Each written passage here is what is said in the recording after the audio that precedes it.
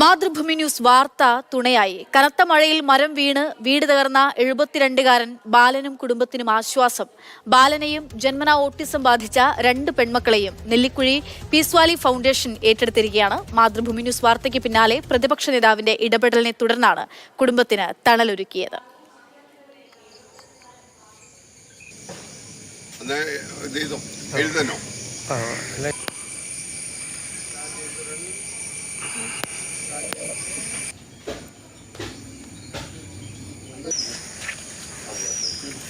സ്നേഹമോൾ നൈനാൻ വിവരങ്ങളുമായി ചേരുകയാണ്. സ്നേഹ, നമ്മൾ റിപ്പോർട്ട് ചെയ്തൊരു വാർത്തയിലാണ് ഈ ഒരു ഇടപെടൽ ഉണ്ടാകുന്ന വാർത്ത തുണയാവുകയാണ്. അതിനുള്ള അഭ്യന്തരങ്ങൾ ഏത് തരത്തിലാണ് ഇടപെടൽ ഉണ്ടാകുന്നത്? എങ്ങനെയാണ് ഈ കുടുംബത്തിന് ആശ്രയം വരുന്നത്?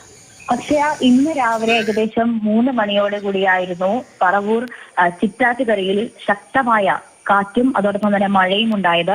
ഇതിൽ ചിറ്റാറ്റുകര 4-ാം വാർഡിൽ താമസിച്ചിരുന്ന ബാലൻ എന്ന ആളുടെ, ഇദ്ദേഹത്തിന് 72 വയസ്സായിരുന്നു. ഇദ്ദേഹവും അതോടൊപ്പം തന്നെ ഇദ്ദേഹത്തിന്റെ 2 പെൺമക്കളും, ഇവർ ജന്മന ഓട്ടിസം ബാധിച്ച 2 പെൺമക്കളുമായിരുന്നു ആ വീട്ടിൽ താമസിച്ചിരുന്നത്.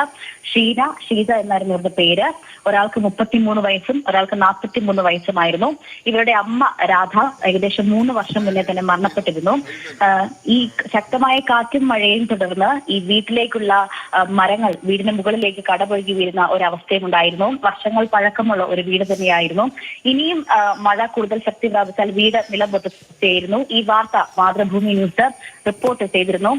ഇതേ തുടർന്ന് ഈ വാർത്ത പ്രതിപക്ഷ നേതാവിന്റെ ശ്രദ്ധയിൽ എത്തിപ്പെടുകയായിരുന്നു. അതേ തുടർന്ന് ഈ പ്രതിപക്ഷ നേതാവിന്റെ ഇടപെടലിനെ തുടർന്ന് പീസ് വാലി ഫൗണ്ടേഷൻ നിരവധി ജീവകാരുണ്യ പ്രവർത്തനങ്ങളിൽ ഇടപെടൽ നടത്തിയിട്ടുള്ള ഒരു സ്ഥാപനമാണ്.